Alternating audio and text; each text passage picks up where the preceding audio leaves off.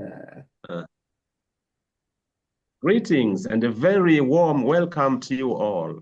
Thank you for joining Global Peace Studies for Sustainable Development in Africa, where we discuss pertinent issues of peace and sustainability around the world and across Africa.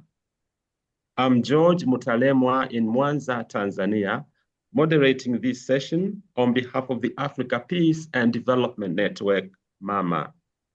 Our theme today is making peace with the enemy. The speaker is Joe Berry, CBE, founder of Building Bridges for Peace. She brings us an impactful message of hope today. It is an honor and pleasure having you, Joe Berry. I would like also to thank Evelyn for recommending Joe to speak to us.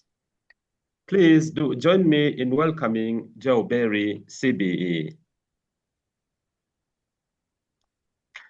You are welcome, Joe. Thank you.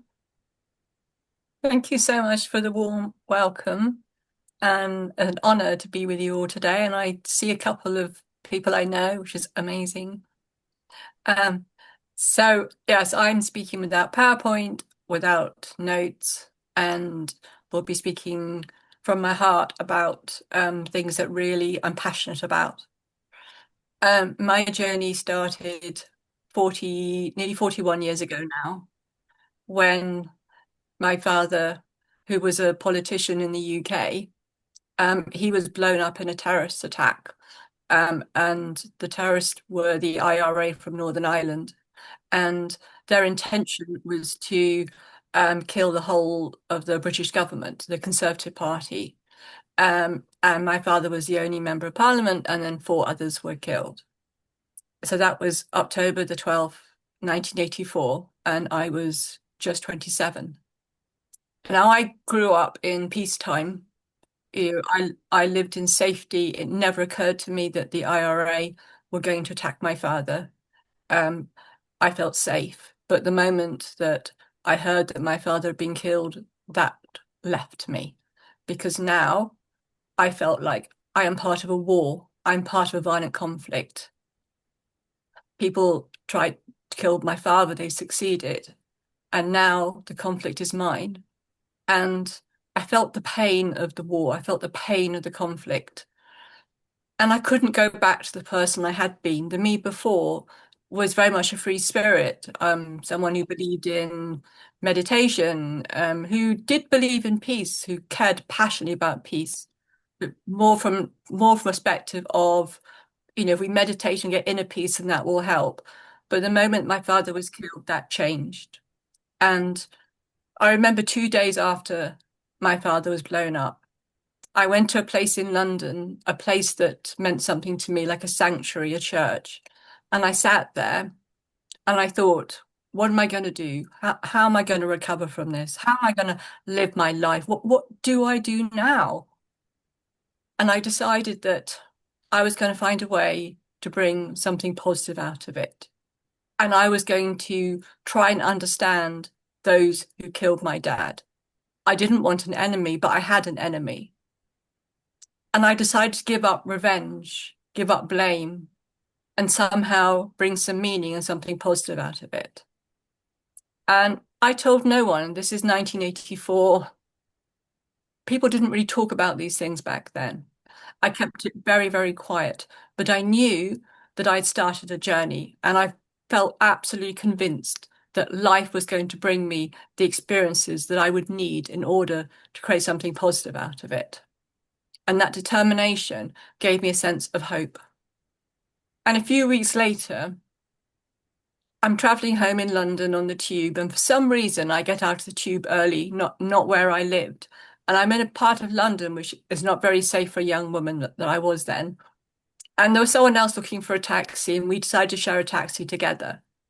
And I could tell from his accent he came from Northern Ireland, and the IRA came from Northern Ireland. So as we were in the taxi, I said to him, "This is a really odd question, but my father's just been blown up by the IRA. And I'm really trying to understand, why would someone join the IRA? And I can't hear that from newspapers. because all they do is say that the IRA are evil. That doesn't help me. I want to know the story. I want to know what led them to do that. And he said, oh, that's not an odd question, because my brother was killed last year by a British soldier, and my brother was in the IRA. This is the height of the conflict. His people killed my father. My people killed his brother. And yet we spoke of a world where peace was possible, where nobody killed, where nobody got killed. And he gave me the story of his brother. And I remember leaving that taxi and thinking, I can build a bridge across the divide. And even though no one knows, I know.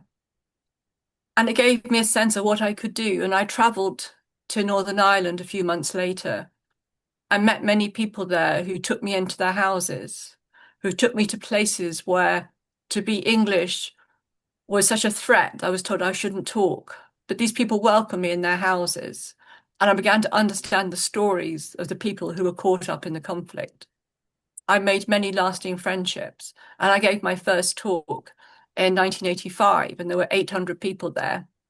And it was a born-again Christian event, Christians who were Protestants and Catholics, because they couldn't actually meet in person during the conflict, but they could meet as born-again Christians. And I met someone recently who said she remembers my talk 40 years ago. She remembers the impact, because there I was talking about I forgive and peace. But I hadn't dealt with some of my trauma, and it was difficult to go there. And it was also quite dangerous at times. But I had such a need to try to understand what was happening. And I met someone very high up in the political wing of the IRA, Sinn Féin, someone who would have supported the killing of my father as a strategy.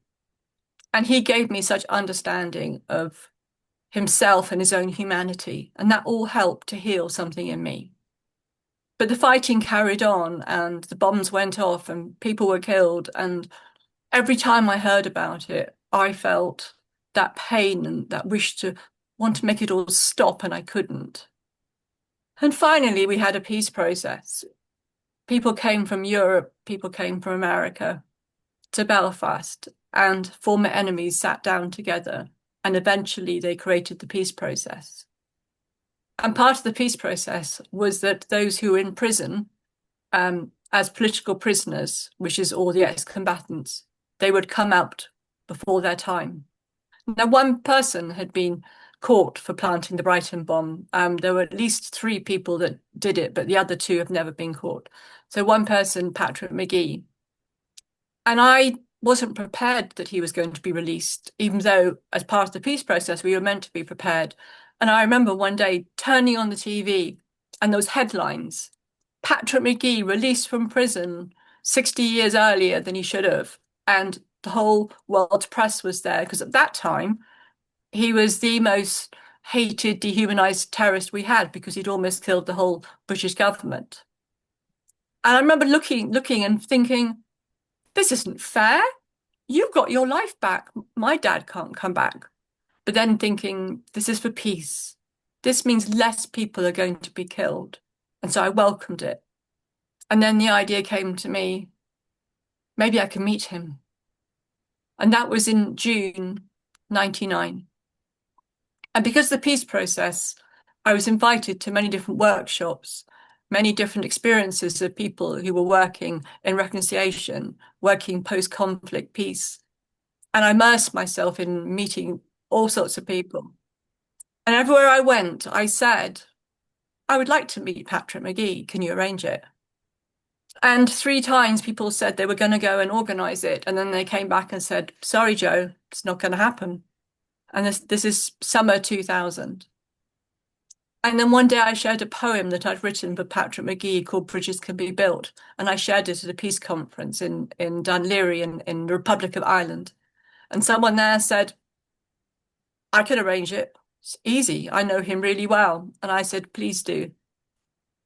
And I remember one Friday, November 2000, I was about to go to a place called Glencree Reconciliation Centre in Ireland, in the Republic, which is an incredible place of healing and transformation, and has been for a long time. And I was going there to be with other people who'd been affected by violence. I was just getting ready to say goodbye to my young daughters when I got a phone call from my dear friend Anne saying, "Joe, I've arranged for Patrick McGee to be here this evening. Can you come?" I remember thinking, well, not today. I'm not in the mood. I'm not feeling courageous. I'm not feeling visionary. How can I go and meet him today? But then I thought, this is always going to be difficult. I'm off to meet the enemy, the man who killed my dad. So I said to my friend Anne, yes, I'll be there. And I'm on a ferry, a boat between Wales and Ireland on my own, terrified. All the thoughts in my head. After all these years, how will I be with him? Will I feel angry? Will I blame him? What's it going to be like? And then a very odd question, what's going to happen tomorrow? Because all these years, I've been climbing a mountain. At the top would have been meeting Patrick McGee. I didn't know what was next. But I stayed calm and present and thought, actually, it's probably more difficult for him because I've met friends of his. I've met other men in the IRA. I know quite a lot about him. He doesn't know who I am. He just knows I'm the daughter of someone he killed. And I remember sitting in my friend's house, and this is not a prepared environment. This is a house in Dublin, and it's chaotic. There's people coming and going, there's phones going, it's an activist house. And in this absolute chaos and craziness, I know that the next person that will walk in the door is Patrick McGee, and I am terrified. I remember him walking in, and I got up and shook his hand and said, "Thank you for meeting me." And he said, "No, no, it's me to thank you. I felt obliged to meet you, and I heard you wanted to." And I said, "Well, I appreciate because I think you've changed your mind. You didn't want to meet me." And he said, "Oh no, I I've heard from a few people, and I've always said yes. I've always said I want to meet you." So we started talking about how his yeses got translated into no's, and I think people were either protecting him or protecting me. And we went into our own room at the back of the house, just him and I sitting on the sofa. I remember looking into his face and thinking, "You don't look like a terrorist." Another time, looking at his face and thinking, this voice in my head going, "Leave now. You shouldn't be here. You're betraying your father. You must go right now." But I was curious and I stayed because I really wanted to know who he was. I didn't go to see him to tell him he was a bad man. I didn't go there to get an apology. I went there to see some humanity that the bomb had taken from me, because that would mean that I no longer had an enemy.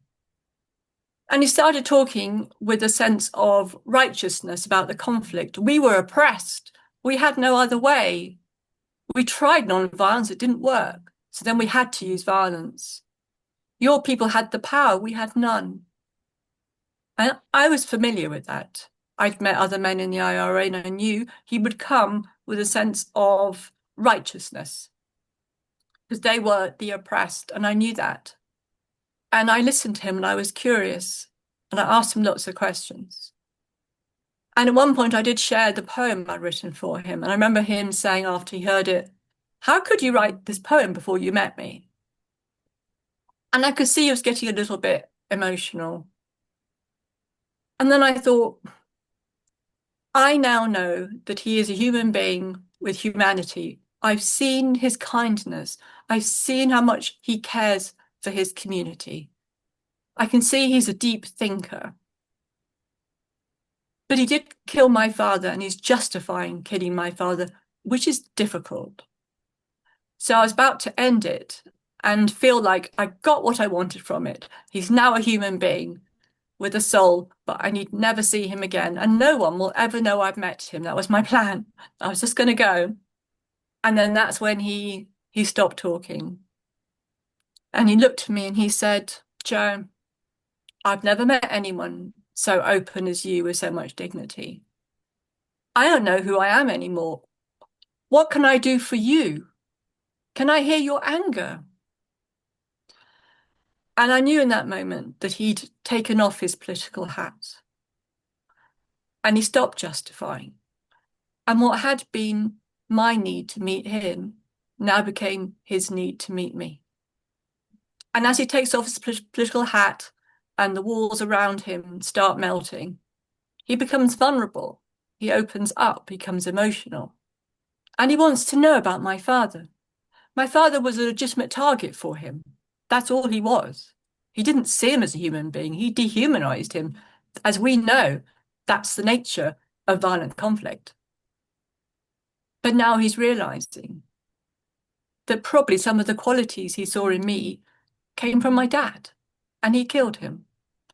And he's realizing that my dad is not a legitimate target, but a real human being. And this is the first time he's realizing that. And he starts asking questions about my dad, what kind of man he was. And he would later say that he was disarmed by my empathy.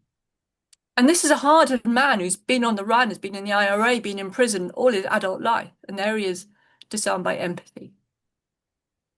And he starts his journey, and he's realizing that he's guilty of dehumanizing the other in the same way he always accused the others of dehumanizing him. And he realizes that he has killed a wonderful human being with a soul. And that's emotional for him. So that conversation was very different. We had another hour and a half, it was 3 hours in all. And in that time, we both cried. He shared deeply. And as I left, I knew that that wasn't the end. That was just the beginning. And he said to me as I left, I am really sorry I killed your dad. Now, I didn't need an apology, but what I got from that was him now acknowledging my dad. He's restoring my dad. And I said to him, I'm so glad it's you, which was a very odd thing to say. And when we met again 3 weeks later, he said to me, what do you mean by that? I've been thinking about it. And I said, well, I don't know, but I think it is the fact that you did open up, that you did start your own journey, that you are now seeing my dad as a real human being. I don't think many would. And I think that takes courage. And I'm seeing him in 2 weeks' time, and I still feel that his courage to have carried on this journey with me is massive. So after that first weekend, I was very disorientated, like I'd met my enemy and seen him as a human being, as like a taboo of society. And had I betrayed my father by doing this? I had a lot of confusion, a lot of thoughts. But the one thing that stayed constant was the need to go back, the need to carry on this journey with him. And the next time we met, there was someone there with a camera purely to record it for a reconciliation project. I was never going to go public with this. And he filmed us for a year. And a year later, we did go public in a documentary from the BBC. And that whole year was full of challenges. Sometimes Patrick McGee said, I'm not going to carry on anymore. And sometimes I said, I'm not going to carry on anymore. But we did. And as soon as the film went out, I started getting messages from people that had made a difference. And the courage that I had to go public was on the fact that if one person is helped by this documentary, then it's worthwhile. Because I was aware I was hurting other people, I was hurting my family. There was a cost to doing this work. But I went ahead knowing that if it helps one person, then it's worth it. Because this isn't about changing the past. If I'd gone for revenge, that would have been changing the past. This is about changing the future. This is about making sure that less children lose parents and less parents lose children, and that we find a way to stop killing each other. And that was my motivation. The last 25 years now have been extraordinary in what I've learned. So I didn't meet him to change him. I met him to change and heal myself.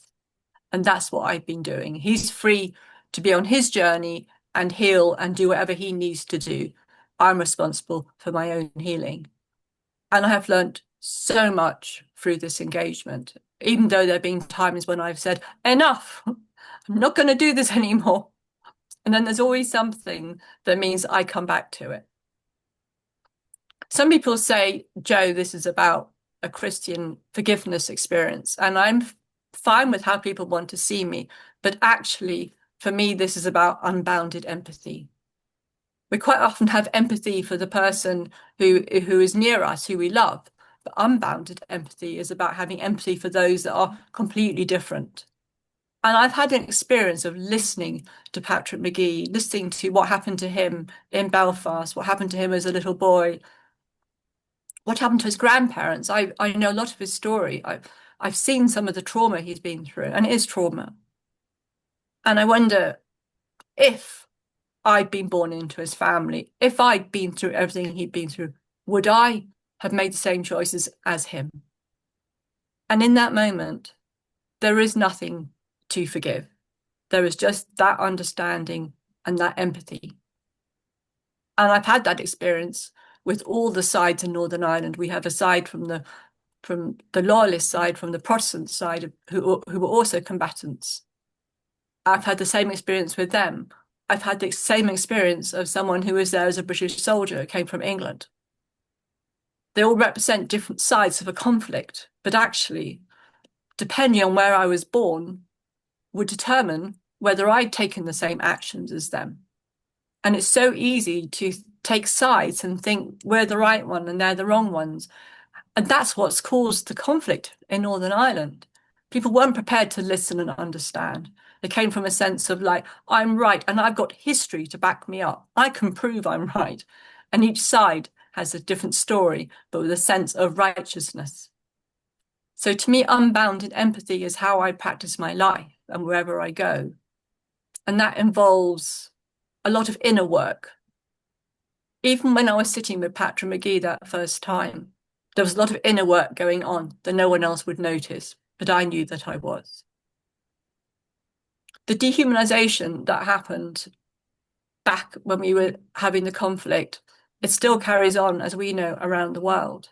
And I think dehumanization is one of the massive problems that we face. And when I talk about Patrick Magee and I'm showing his humanity, it's also a call for, can we actually communicate without dehumanizing? And I think it starts with a sense of, I'm more right than you. I'm more right than you. Actually, I'm very right. And actually, what you've done is not okay. And rather than communicate in a way that's respectful with dignity, we take people's humanities away. And when we take people's humanity away, we can then hurt them. We will hurt them because we don't have that shame anymore, because we've made them less than us. And actually, I'm still learning that. There's still times when I want to be more right than other people, and there are things happening right now in my country that are really difficult. I'm sure there are in all of yours. The world is in a difficult place right now. And I can move into that place of, I've got moral high ground. I'm more right than you. But I'm going to be part of the problem if I do that. I don't want to be part of the problem. So then I have to do the inner work. One of the things that I do, and I have done ever since that day, is that when things have happened to me, often out of my control, I had no choice about that bomb. I did not choose for my father to be killed, but I could choose how I responded. I took the power back. If I'd made Patrick Magee the reason why my life was difficult, and it has been difficult, I would have had someone living in my head all the time with the reason why my life was difficult. I would have given my power to him. And if I give my power to him, then also I'm giving him responsibility for me feeling better, and that would have never worked.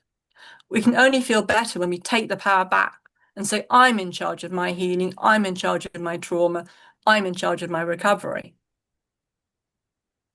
The other thing that I did was I took responsibility for all my feelings, and I still do. It's very easy to blame people. When I'm hurting, I'm still thinking, whose fault is this? Who can I blame? That doesn't bring us peace. That doesn't bring us healing. It's my responsibility to heal my trauma, to heal my anger, to heal my rage, to heal my pain, because I'm the only one who can. Of course, people can help us and facilitate it, but I'm in charge of my own healing. I'm also in charge of my thoughts. If I'd lived my life saying I'm a victim, that man took my dad and he's evil, it would have turned into hatred. I think hatred is a choice. Hatred is actually a combination of feelings of anger and pain, and then a thought, that's the reason why. hatred to me is not an emotion, it's almost a decision. I'm going to blame you for that. That doesn't bring us the healing, that doesn't bring us the peace. And then to cultivate curiosity, to me, that's an opening. You know, like we've had all sorts of riots recently and the far right doing some actions. And yes, I might get a little bit angry and upset because I know people are being affected by it. But then I might think, I wonder what caused them to do that. There's that curiosity. And as soon as we ask that question, we stop dehumanizing them. We're giving them a chance to be a real person. I do believe that the pain that we feel can be transformed into compassion, into love. That like an alchemy that happens. And the more we've been hurt, the more I think we have our hearts can love. But it's a long process, and it's a process that, if it's affected by trauma, does need support and does need help. And I've been blessed by people who've supported me, who've listened to me. And that's incredible. What we don't talk about is that when people do make a decision to kill or hurt, they lose some of their humanity. We, as human beings, we can't hurt each other without losing something inside ourselves. It's not just the other person who's hurt. We lose.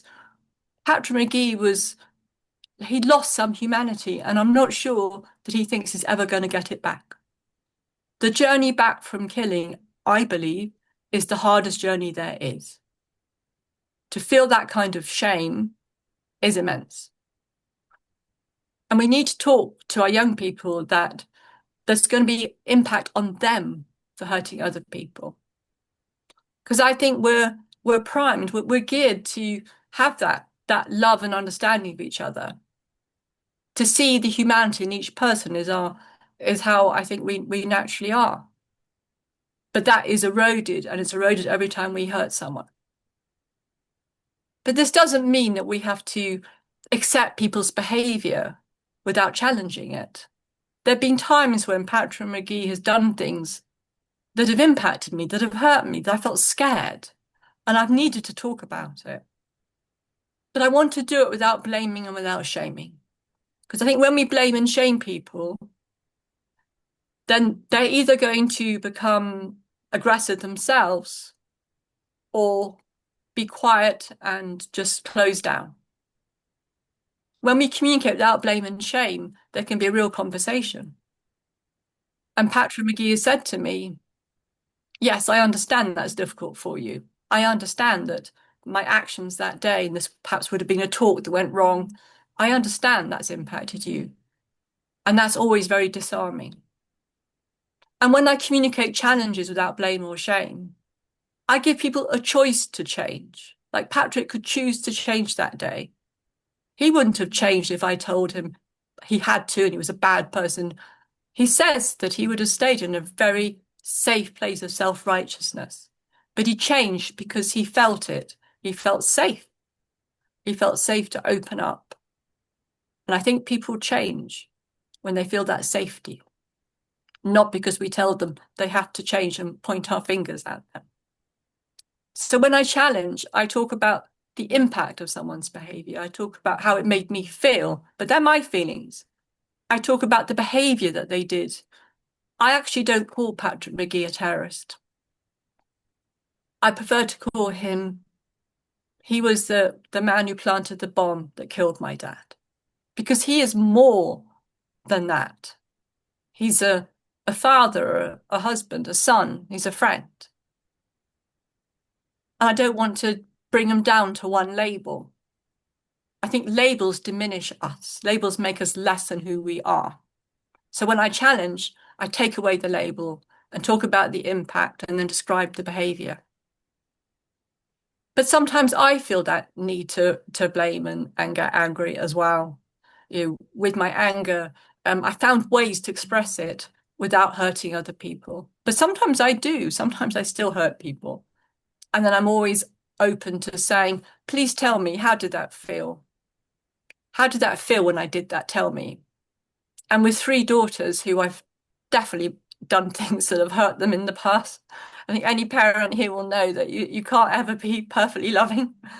But what I do now is I say to them, tell me how you were impacted, and I listen. Listening is such an amazing, amazing thing to do. Listening without wanting to give advice, without wanting to rescue, without wanting to say, that reminds me of, just that witnessing, that listening is the best gift we can give to each other. To say, tell me what's happening. I'm here for you, without trying to give solutions, unless, of course, they ask for it. But what happens when we listen, when we're listened to, is that then we find our own answers. And it's far more powerful to find our own answers. So to me, one of the hardest things of doing this work is the part of me that can be quite hard on myself. We've talked about violence to other people, but I also have quite a strong inner critic. And I've had to find a way to engage my inner critic and to give support to my inner critic. Sometimes when I'm giving my talks, I've got this voice in my head going, not so much now, but in the past, going, Joe, you don't know what you're talking about. Or Joe, you shouldn't be doing this. Quite a stern voice. That's not helpful. So as we attend to the people we've hurt outside and we hurt, we also have to attend to ourselves. And I practice at the moment self-compassion, being very super kind to myself, because this is emotional work we're talking about. This isn't something you can learn in a book or learn in university. To actually feel the pain that someone's hurt you and not to retaliate, it feels like sometimes stopping gravity. It's that hard because we are primed to, when we're hurting that much, to want to go for revenge. I felt the kind of pain that would want to kill someone else. I felt that, but I'm learning to stop it. And I think we can, but with support. Now, I do a lot of work of restorative justice, bringing people together after homicide, after lots of crimes. And what's really important is safety, emotional safety. Now, I broke all the rules when I went to meet Patrick McGee, but that's sort of how I live my life, really. It's just made it up. But actually, we do need emotional safety.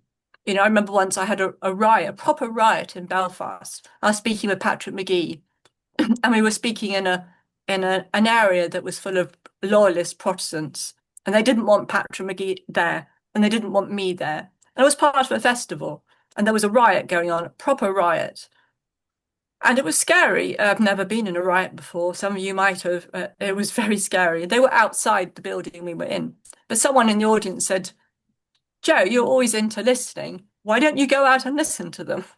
And I was like, no, this is not the time to go and listen when there are people rioting and they're angry. That would not be safe. You know, I'll speak to them 2 days' time when they calm down, but that's not the time to have the conversation. You know? And if Patrick McGee had come out of prison and still committed to violence, as some of them were, I would not have met him. I needed to be physically and emotionally safe, and that was absolutely important. And in the midst of conflict, it's not the time to meet our enemy if it's going to put us at risk. I'm very, very close to an amazing group in Israel and Palestine. I'm sure some of you know the work they do, the Parent Circle Family Forum. And they've all been bereaved from each other. And there's an amazing man who's one of my peace heroes. I have a lot of peace heroes, and called Bassam Aramin. And he himself had his daughter killed by an Israeli soldier when she was 10. And he's the most empathic, loving man I could ever have met. And he said to me, Joe, you don't help us by taking sides. We have to see the humanity of both sides. And even now, in the midst of what he's going through in the West Bank, what his suffering and how he's not even going to be allowed to leave the country anymore, I think of him and I think, well, if he can carry on seeing the empathy in the other in the midst of what's going on, then that gives me hope. And I do have hope. I do have hope that there's more and more people seeing the humanity of each other. There's more and more people being empathic, giving up hate. And that way we can change things, that we can create a more just and more peaceful world. I do look for evidence of that. I look for all the people I meet who are so amazing. That gives me evidence of what is possible. So I want to stop there. And I know this is quite an intense story. And It's a long covering 40 years. There's a lot more I can say, but I would love to hear any comments. I always say when I go into my schools, like, there's never a wrong or right question. This is a space where any comment, any question is really, really welcome. That would be great. Thank you so much indeed, Joe, for this wonderful and very rich and touching presentation. And it's difficult, like, to summarize what you've said. It's something that you just need to keep on, like, listening to this presentation again and again. Read some of your works, and then we'll be in a better position to understand actually your message. But it has been a deep message of hope that is also very, very rare indeed. So what I'm going to do now is ask people for their own comments, reflections, sharing of experiences. And so the floor is open to ask Joe some questions. You are welcome. The theme is making peace with the enemy. And as we reflect on that, actually I can see a suffix at your end, CBE. Could you say a little bit about that? Oh, so back in June, in the UK, the King gives out honours, and to my surprise, I got the Commander one, and I haven't received it yet, and it's the one, it's quite a high up award. And, what I've done is very grassroots. I haven't had the support of the establishment, which is fine. I've just been doing my own thing. And to get an acknowledgement of that is incredible. And I'm still quite shocked by it. And my plan is, I reckon I've got maybe 10 years left of this work if I'm lucky, and to use it to make more impact in the world, because I think it will open doors. So I'm very grateful for it and surprised. Congratulations. Yeah, Thank thank you very much indeed. And let me turn to honestly just Joe, and then I'll come to Evelyn. Yes. Okay. Greetings once again, everyone. I'm audible, right? Yes, now you Okay. are. Can you hear me? Okay, thank you. Yes, we can. Thank you. Wonderful. I loved the presentation. I loved the story.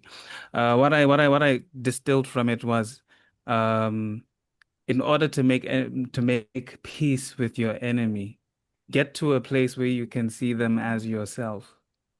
So it's really like a beautiful lesson on empathy. And I feel like empathy is something we're going to have to figure out how to employ a lot in uh I don't know how to articulate that. But basically, I'm realizing, because I'm writing a paper. It's the idea is, from inner coherence to collective harmony. The idea is that a lot of the violence we see occurring in the world, it actually comes from the internal world of the individuals involved.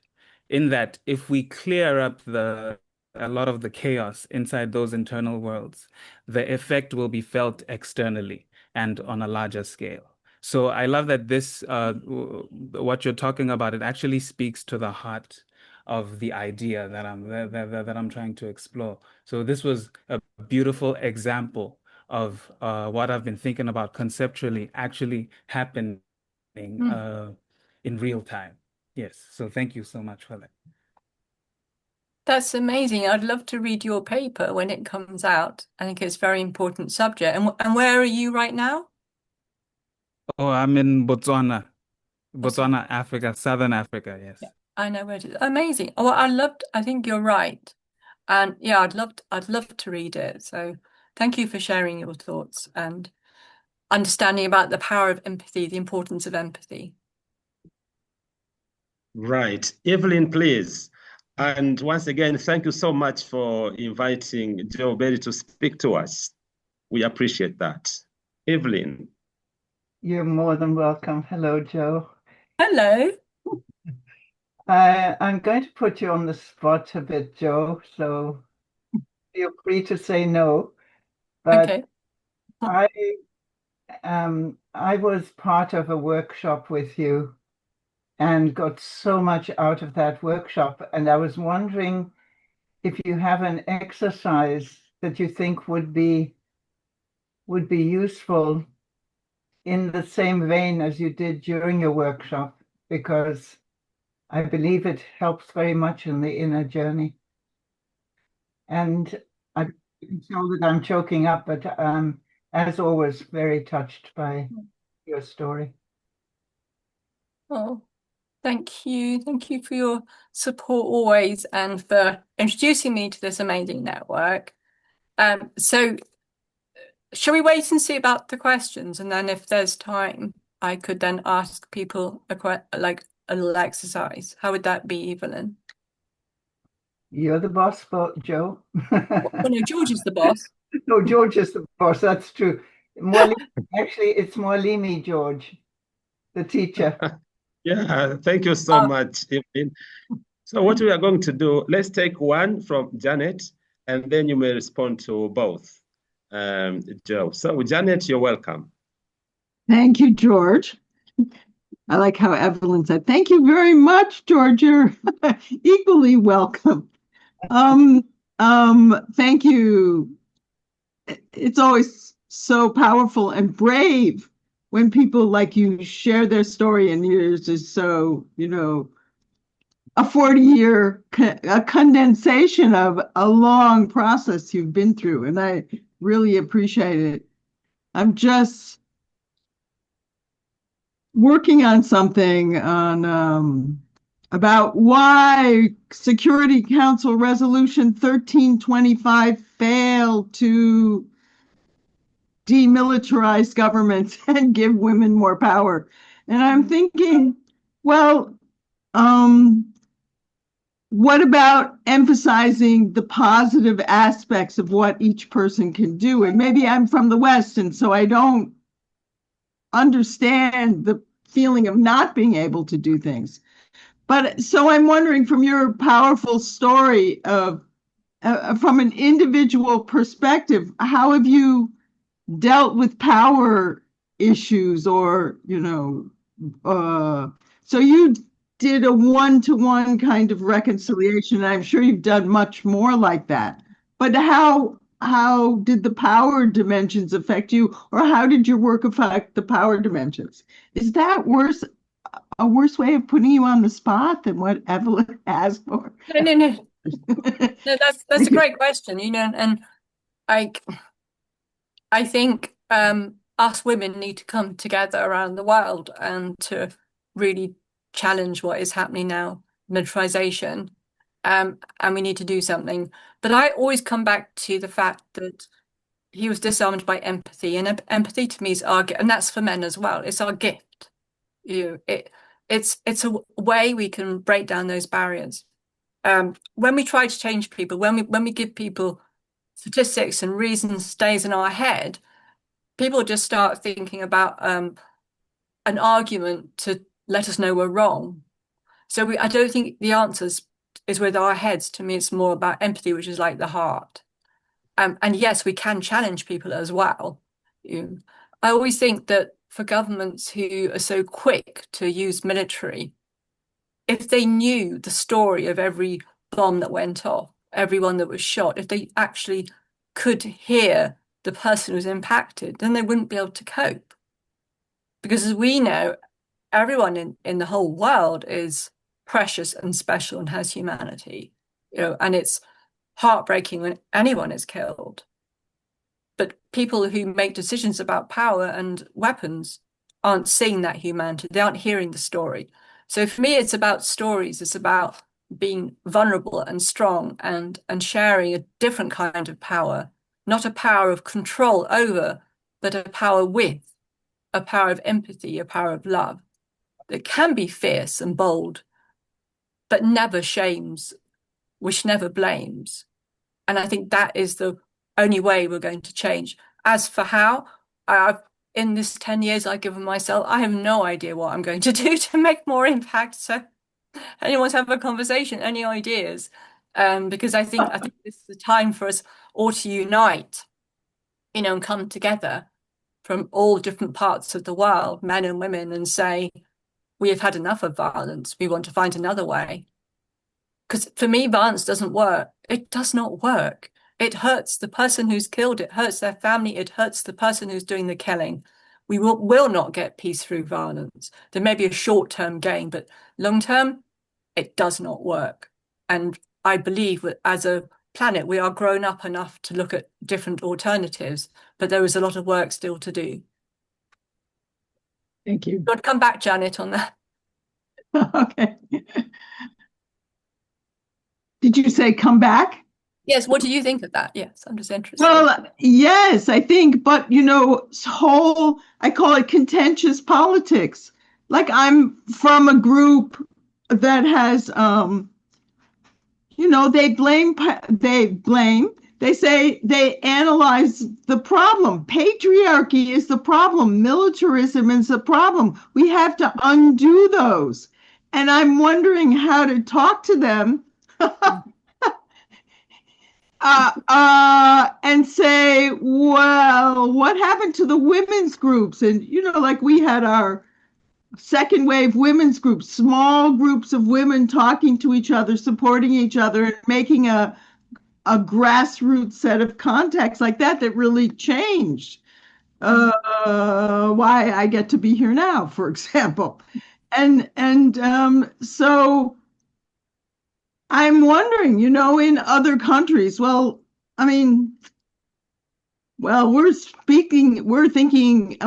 addressing people in India, the women's movement in India and the kind of failure. And I think there's a big tension between contentious politics and what I call creative, constructive politics, of which your teachings and your position and your wisdom and insights are the core. Mm-hmm. And like, how do we it's almost like an academic disarming of the rejection. I mean, how can we have peace if we say it's all about patriarchy? Because, our husbands, brothers, sons, uncles, fathers. Yeah. We're still like othering, making other people wrong. And that yes. Yeah, definitely. Oh, we'll keep doing what you're doing. Well, maybe, 5, 10, 40 years later, we might have an answer for this. But thank you. Thank you very much. Thank you, Jen. And let's turn to Richard and then Peter. Richard, please. Yes. Thank you so much for giving me a chance to listen to Madam Jo. And I would want to know this. In fact, if someone does harm to you, I believe you also form a retaliatory, what is it? Or a counter, a plan to hurt the person. Two, I want to know what is that instinct that helps you to break the bit if you see your enemy, and what is that instinct that pushes you or tells you, if I see him, if I see her, oh, I would hurt her. I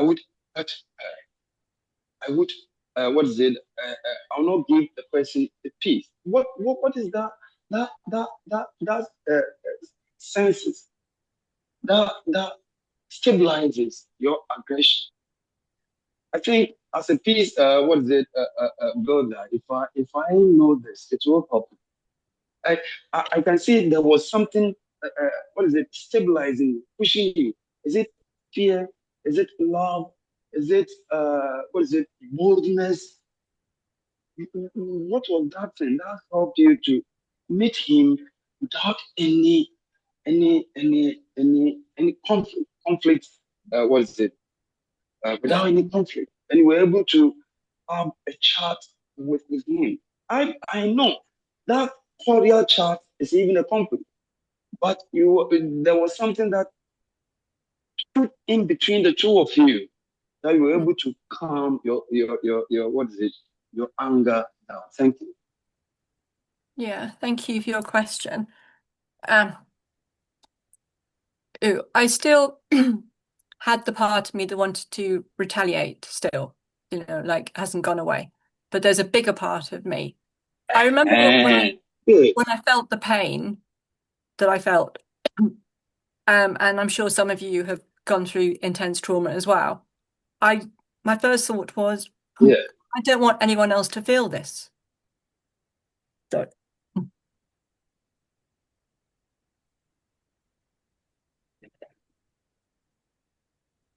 I wanted that pain to stop. So that was a massive motivation for me. Does that make sense to you? Yeah. Thank you. Thank you. Thank you very much indeed. Peter, please. Oh, thank you. While you were speaking, a couple of things came up. Had you ever heard of the Mastering Foundation? They were doing quite a lot of work at the time in Northern Ireland. I worked with them for about 5 years, but I never got to Northern Ireland. Yes, I have heard of them. I don't think I know them, but I've heard of them.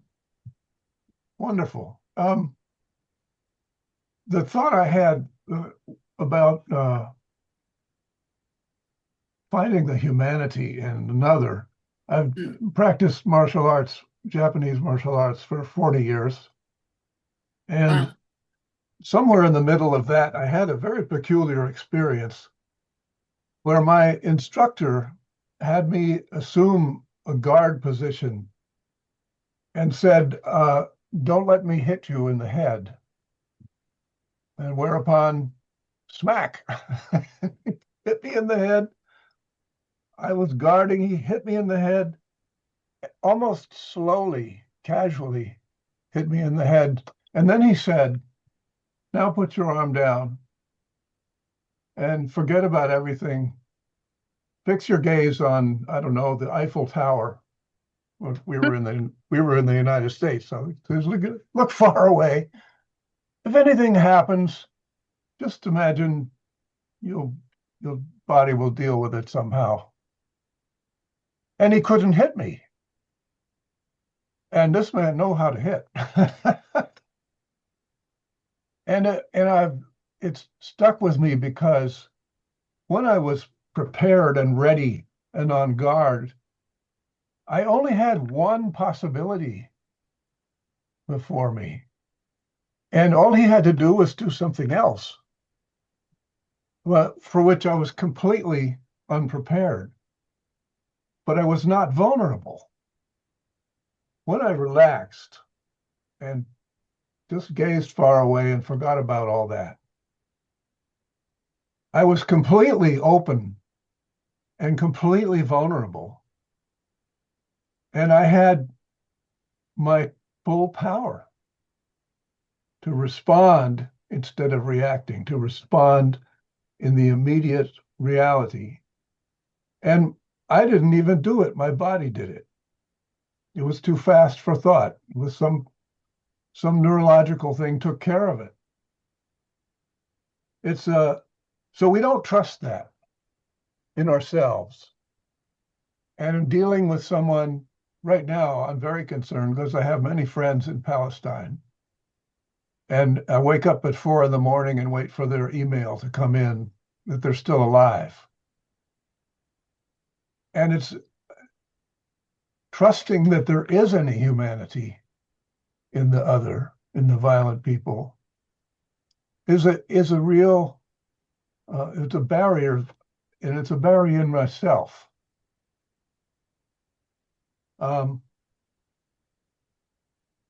So I'm unable to even perceive or think about the other as human. And I have to change something in here to do that. I have to open myself and I have to enter relationship. And what's out here between us is the space of relationship. It's not in here. I have to go into relation with the other person and find out what's really going on. And what's remarkable to me is that your work emerges directly from experience. It says that every human being has the capacity for this. And it asserts that every human being is human. And but it's that leap of faith. It's like, okay, that person has arms and legs and a head. I'm just going to take it on faith that there's a human in there. Some people make it damn difficult. But I'm just so grateful that you are yet another example of humanity in its full flower, and gives me courage to keep trying. And because what's it worth to stay alive if you're not really living? Yeah. Wow, that was really beautiful. Very profound. And I think you're right. As human beings, we all have the capacity to transform our pain into love, to see the humanity in the other. Just as human beings, as we know, we have the capacity to destroy each other. Which is why, for me, this is a human experience. It's not a religious experience. There's no label to it, because it's open to every human, faith or no faith. And it is the work. It is all the work that there is for humans to do. Yeah, it's really, exactly. To me, it's the reason we came here. Yeah, no, I agree. And I really hear your anguish of those emails in the morning, whether they're going to arrive, and that this is the reality. This is not work you do once and that's it. It's constant having to do the work. So I really appreciate you sharing some of your journey and the power of vulnerability. So thank you. Yes, remember when we didn't have the internet and we thought everything was fine. Yes. Yeah, thank you so much, Peter, and also Joe, for these wonderful responses. Now we turn to honestly just Joe and then Reverend Father John. Joe, please, first. Okay, yes, thank you once again. I think this part of what I wanted to say, I think it answers the question of I forgot his name, who asked before Peter, right? There's something you said, Joe, as you were talking about when you were going to meet this man. You talked about your curiosity, because that speaks to a desire to understand. When the thing that would prevent a person from exacting revenge when faced with the reason for the trauma that they're carrying, that they feel like they need, that's weighing down on their shoulders. If we understand, because from your story, what I got basically was that humans don't do anything for nothing. Humans have a reason for doing everything they do. And the big thing that you did again in your interaction with this person was you listened. It's like so that was like the internal fight, where it's like, okay, I have this retribution inside me that wants to be fed, but let me listen. And from the listening, that's where the picture of the other human came. Because minus the listening, this person was only a terrorist. And then after the listening, that's when they changed and they turned into a human being, which also something again that you mentioned was the dehumanization that happens with labels, whenever we start to label each other, because labels kind of sum up understanding, and then they discourage us from seeking to understand more. When somebody's labeled as a terrorist, we don't need to know anything beyond that, because a terrorist kills people. And so now you can't really, the idea of that person being a person like you goes out of your mind. But when you listen to the story, you could see how maybe if I was born in a similar position, and I know what it is to be passionate about anything, you know what I'm saying? But if I grew up in a different environment, maybe I would have made different choices than I have the luxury to do right now. So I feel like I don't yet know how to articulate completely what your story has done, but it has done so many big monumental things that I feel like we need to zoom in on and really look at. Great. Oh, thank you. I love that when we give labels, then there's no space for curiosity. It's gone, and it's enough. We just give people the label, and then we just accept it, and that's what the media does. That's what governments do. But yeah, curiosity is the key to changing the label into that understanding and humanity. So thanks for your understanding and for your deep thoughts. Appreciate it. Thank you. Father John, please. Yes. Joe, thank you so much for sharing with us. I want to say that I was in Ireland from 93 to 97, so before the Good Friday Agreement. Mm-hmm. And I went back to Ireland again in 2009 and stayed there till 2014. Oh. Presently, I teach theories of conflict and conflict management here in University of Jos for postgraduate students. Wow. And one of the theories I teach is conflict transformation, which is John Paul Lederach, a Mennonite. Yes, a Mennonite. But John Paul's theory rhymes very well with the teachings of the Catholic Church. Dehumanization, from the point of view of Catholic Church, is that humanity in itself is created by God, not by man. So we cannot undo what we have not done.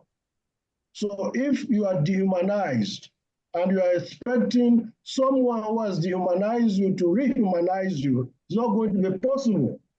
So you first of all have to go back to God, and that's God who made you, to rehumanize you, to come back and now meet the one that has dehumanized you. That is the theory aspect of it, but it is also the practice of it. Once God has healed you, it is possible to meet the other, the enemy, and begin to understand the very story you are saying, how Jerry himself would have dehumanized himself in order to kill. And so you can relate to the other person. So that is on the one side.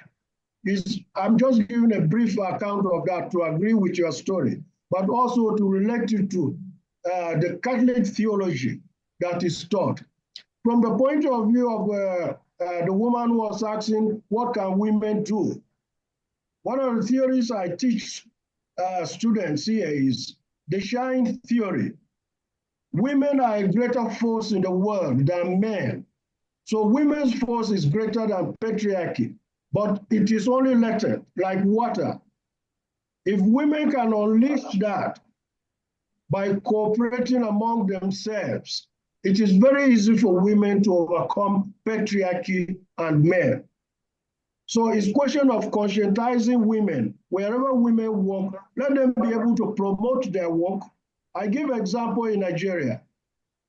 60% of those that vote are women, and yet 90% of women that stand for elections fail.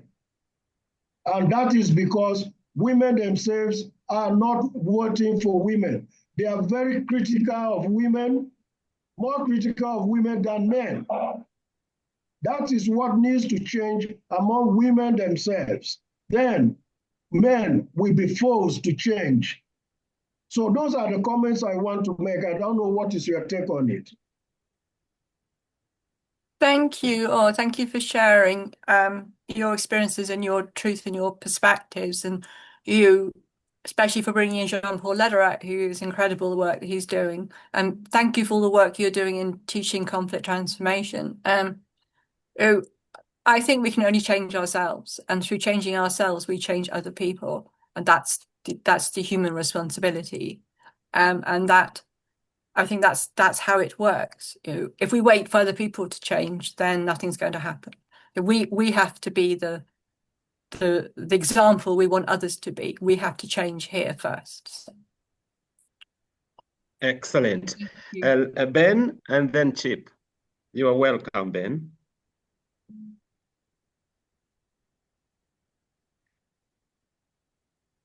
Hi. Hi, Ben. I'm having problem with my microphone. I hope we can understand each other. Yeah. Hi. Hi, Joe Berry. Hi. What an emotional and flashbacking. I don't know if it's a correct term in English. This is my second language. So, what an emotional talk. Although I have read this several times, but when it comes from you, it's always giving flashback to myself as a survivor of the Congo War. It's a powerful storytelling.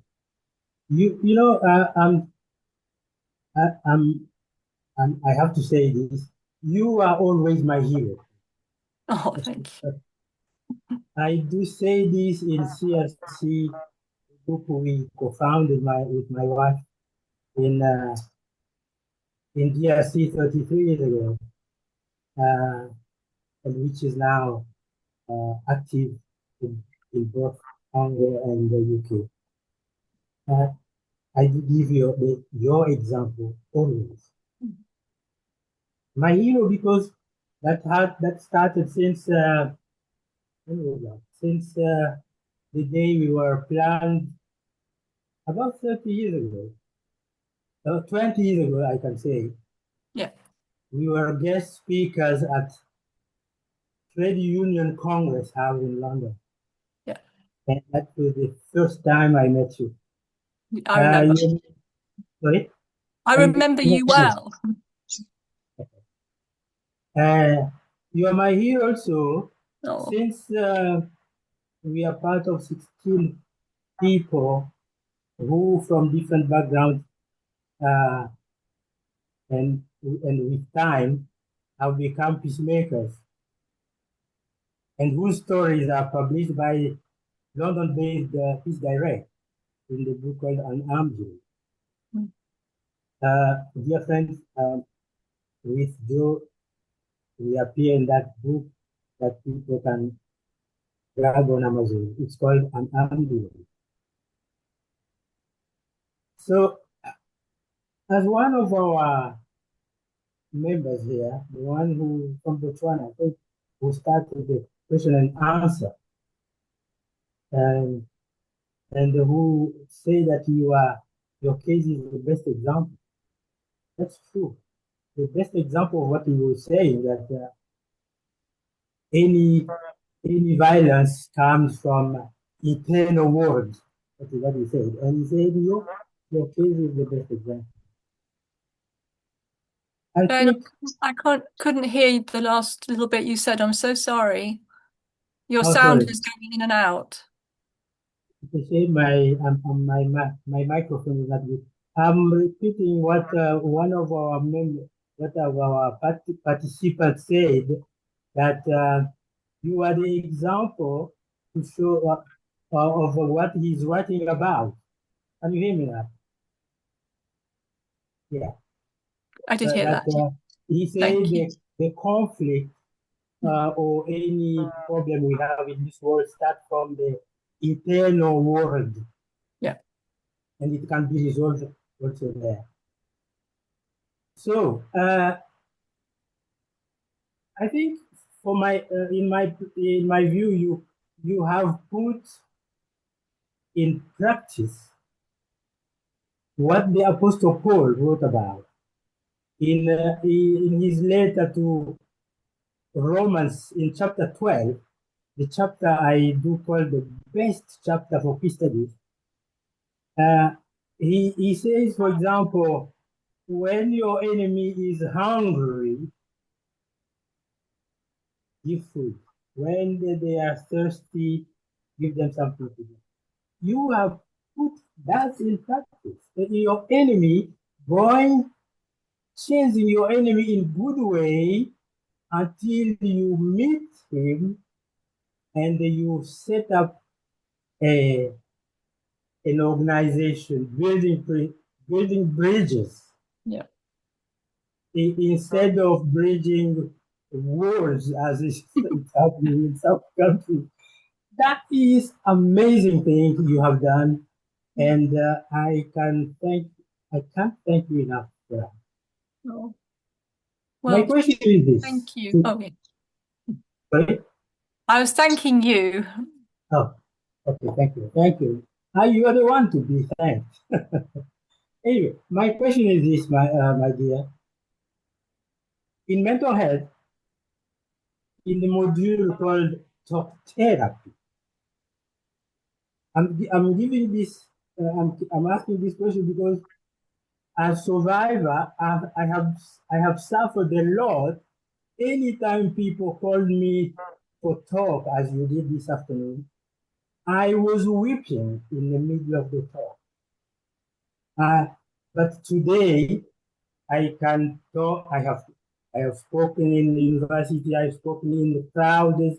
I don't cry anymore because I do believe I'm healed.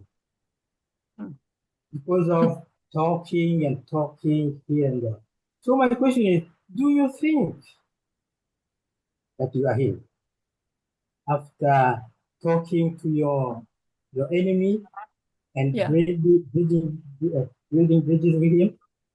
And after talking here and there, you say that you have even friends in Israel. So my question is that, Okay. do you think you are healed?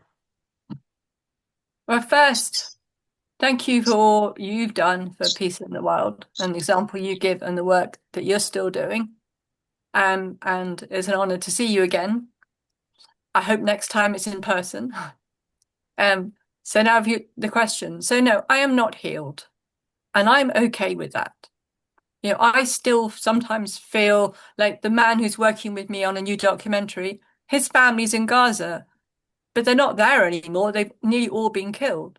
Like I feel his pain, and when I feel that pain, then I get angry again and upset. You know, I'm not healed because I still feel pain. I'm not healed because I can still be more right than other people. You know, when we had the far right attacks, then you know I had friends who were impacted by the far right. I get cross again. So no, I am not healed. I am definitely sitting here someone who is still flawed, who can still hurt people, who can still feel shame, who can still give myself a hard time. I'm not here healed. And actually, that's okay. Thank you so much. Indeed, I believe also healing is a process. Yeah. So you'll be healed, I'm sure, one day. And now we turn to Chip, and then there's this question from Evelyn. This is about now training. I think, how do you, manage really to be empathic? But before that, Chip, you're welcome. Thank you, George, and thank you, Joe, so much for a very great talk from the heart. And I'm sorry, I'm moving to the head. I've just been thinking about our ambassador to Ireland in the peace process, George Mitchell. Yeah, I've met him. Oh, great. And it seems like he had a nice role in helping the peace process, and that he's still giving good speeches at Queen's University and such about peace work. So I was wondering if people like him might be the kind of bridge that Janet's looking for, because he's a person of power who has spent, it looks like, decades in a good peace process. So I'm just wondering, maybe some bridges can be made there. Do you have his email or contact with him? Or I have his email. I can try and send it to you, and maybe I'd love to write to him. put something together. Yeah. Yeah, maybe we can have a chat. Like, anyone who wants to work with him, because you're right, he's an incredible peace builder. And there's massive respect for him in Northern Ireland. Massive. People recognise his role, and he still goes back. He was there for the 25-year anniversary. He was there for that. Right. I actually met him in the States. I was working on another project there. But yeah, that's a good idea. It's like, who are our allies that we could be the bridges? It's a great question. Good. I'll try and send that to you. Okay, great. Thank you, Chip. Right.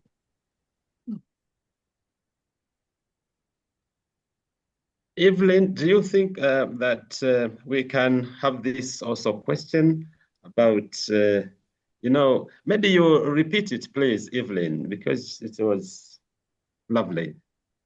Thank you very much. I was honored to be part of a workshop, and I was wondering if, Joe, there's an exercise that you think might be one that's appropriate to this discussion of internal healing. Yeah, okay, Evelyn. So I've forgotten what we did in that workshop, because that's how I am. But what I feel right now is, because what we've been speaking about is more about taking a couple of minutes, as I don't think we can do breakout rooms, can we? There's probably not enough time for that. But so take a couple of minutes and think about who right now represents your other. Who's the person that you have no understanding for? Who's the person that you think is less right than you? Who is it you're not seeing their humanity? And in a safe, it's in your head, so it's safe. You don't have to meet them. Just think about, how could you bring a bit of curiosity? How could you find maybe a question to ask them? And the question could be something like, I would love to know what happened in your life for you to have such a strong opinion. What led to you to think that? I'm interested. That's an opening question. Or it could be something in your self, let go of some judgment. But we could just we've got, like, is it 10 minutes left? A bit more than 10 minutes. So let's take 2 or 3 minutes. George, is that okay to do that? Yeah, it's fine. Thanks. Okay, so take a couple of minutes. George, will you time us? And then after we've done this 2 or 3 minutes, then if anyone wants to share, there's no judgment, no right and wrong, because only you know the journey you're on and who it is you're going to think of.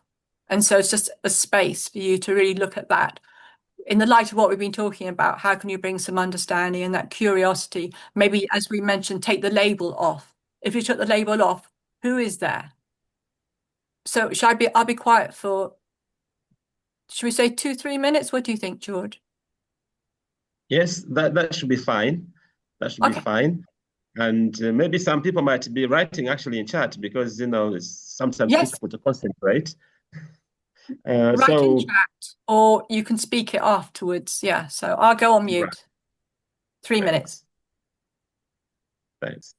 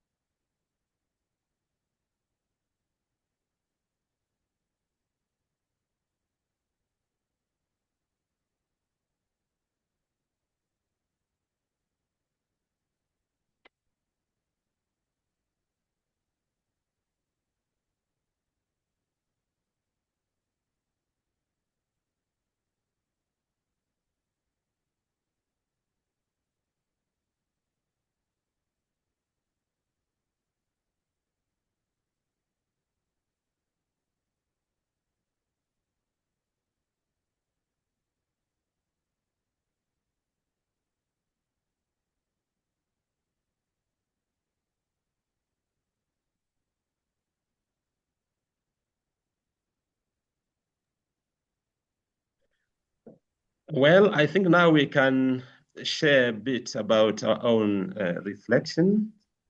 And so just feel free, because we are living in the land of freedom. And so feel free.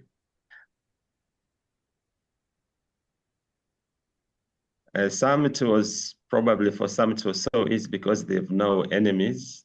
Mm-hmm.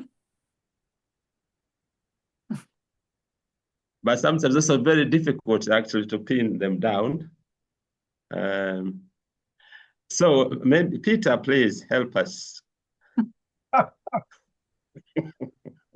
No, just right in my own small family.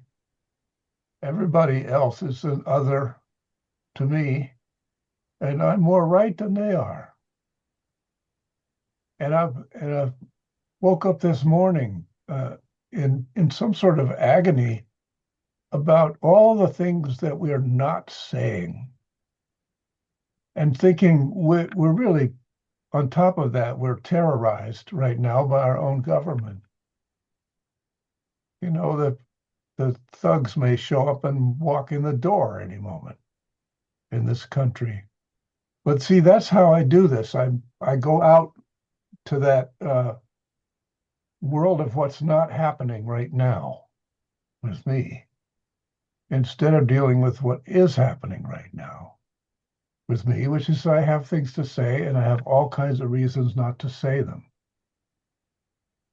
And when I look, none of them hold water.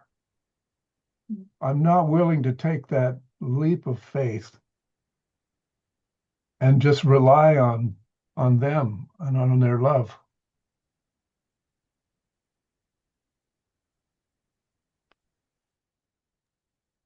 Thank you so much, Peter. And anyone else? Evelyn, please.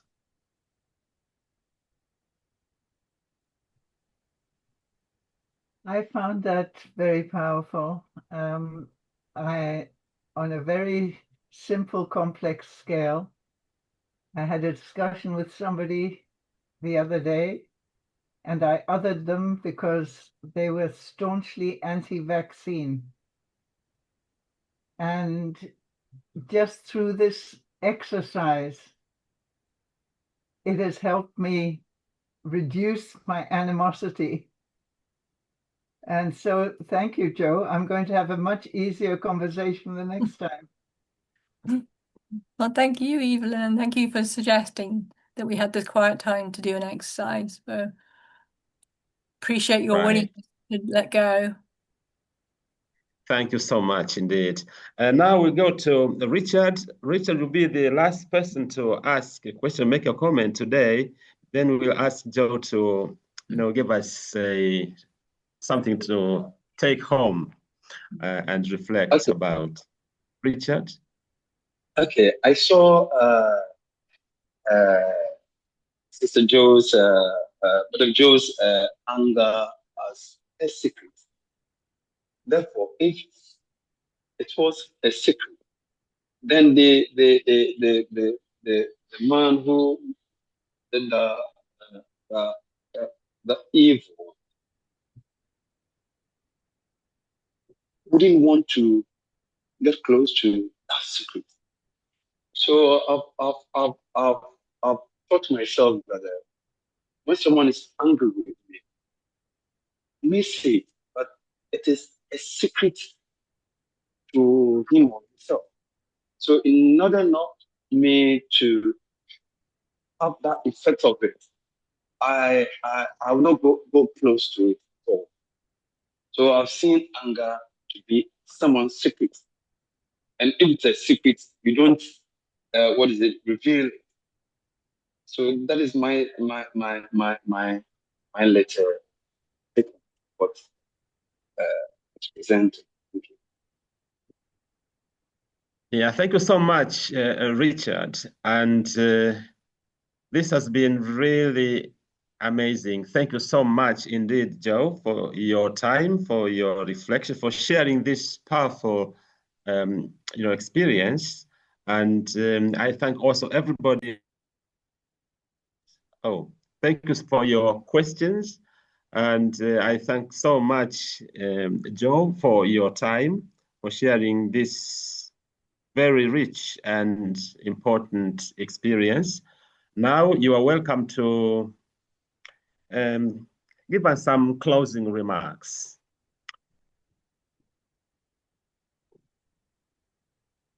Thank you. Well, first of all, thanks to all of you for being so amazing and being here. And I would love to know all your stories. And I imagine that some of you are, well, we've heard some stories already, like in your daily life having challenges.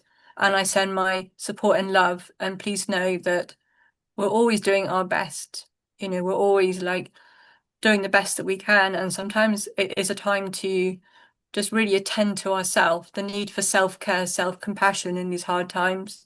You like when we notice that we're finding something difficult, we can like judge ourselves sometimes for not doing better, but actually we need to be really tender with ourselves because this is difficult times we're living in, and we need to give ourselves that love for times when we don't actually see people as human beings. It's okay, it's part of the journey, which is why I say I'm not healed, because I still, to me, the human spirit is about recognizing and then transforming and letting go and healing and then bringing back the love. It's that dance that happens over and over again. And in my 10-year plan, if there's any of you that would like me to come to where you live in person or online, then I have the 10 years is not full at all. Just the next 2 months. So, or you got ideas, because I think we're stronger together as a community of people that believe in peace and don't want to go for revenge and want to be that honest and that vulnerability we talked about. So I'm totally available. And so thank you. I send my love with you all. Thanks so much for coming today. Thank you, George, for facilitating this so beautifully. Thank you very much indeed. It's really our pleasure. And I also look forward to staying in touch with you. And you are welcome to Mama. This is our platform. I, for one, actually, like every Wednesday, I come from this conference healed. You know, this is where I also find a lot of energy. And I'm looking forward to next time when we meet. That will be on Wednesday. We always have exciting presentations, wonderful speakers, and a wonderful audience. So thank you very much indeed. Bye-bye for now. See you. Bye, everyone. Thank you. Bye. Bye, Joe. Bye. Bye-bye. See you soon. Bye, Ben. Bye-bye from Algeria. Thank you. See you then. Bye. Bye-bye. And George, a big thank you, as always. You are amazing.